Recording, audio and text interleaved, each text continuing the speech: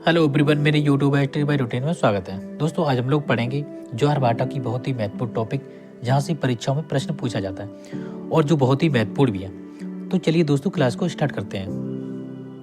दोस्तों, पहले देखते हैं ज्वार और भाटा होता क्या है।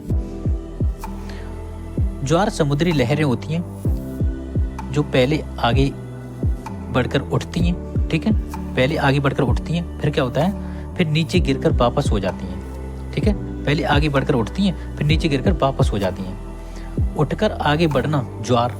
ठीक है, उठकर आगे बढ़ना ज्वार और गिरकर नीचे गिरकर वापस हो जाना उन्हें कहते हैं भाटा। ठीक है, क्या बताया, आगे बढ़ना और उठना उन्हें बोलते ज्वार, और नीचे गिरना और पीछे लौट जाना उन्हें कहते हैं भाटा। पीछे लौटने को भाटा कहते हैं। तो दोस्तों, मुझे उम्मीद है आप इस कॉन्सेप्ट को समझ पाए होंगे।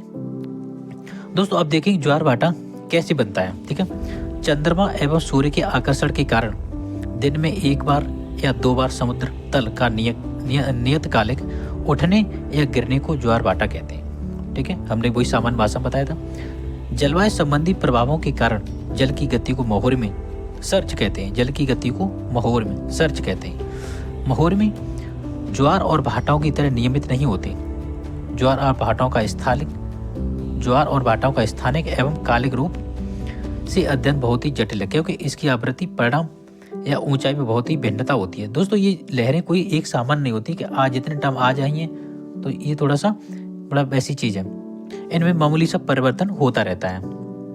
दूसरा, अगली बात, चंद्रमा के गुरुत्वाकर्षण के कारण तथा कुछ हद तक सूर्य के गुरुत्वाकर्षण के कारण ज्वार और भाटा की उत्पत्ति होती है। कैसे होती है?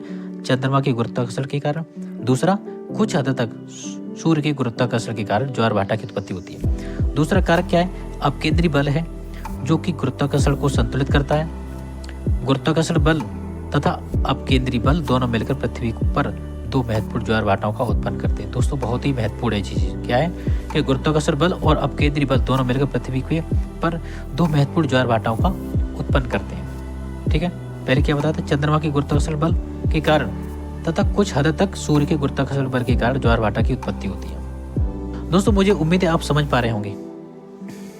दोस्तों, हम इसको शॉर्ट में देख रहे हैं ज्वार भाटा। ठीक है, विश्व का सबसे ऊंचा ज्वार भाटा कनाडा की नवास्कोशिया में स्थित फंडी की खाड़ी में स्थित है। कहाँ पे? फंडी की खाड़ी। कहाँ पे? ये कनाडा की नवास्कोशिया में स्थित। ज्वारी उभार की ऊंचाई 15 से 16 मीटर के बीच होती है, क्योंकि वहां पर दो ज्वार उच्च द्वारा एवं दो ज्वार निम्न ज्वार प्रतिदिन आते हैं। ठीक है, लगभग 24 घंटे के समय अतः एक ज्वार 6 घंटे के भीतर आना जरूरी होता है। दोस्तों, हम लोगों ने ज्वार भाटा को बहुत ही शॉर्ट में देखा। तो दोस्तों, वीडियो अच्छी लगी हो तो लाइक और सब्सक्राइब जरूर कर दीजिए। थैंक यू दोस्तों। जय हिंद, जय भारत।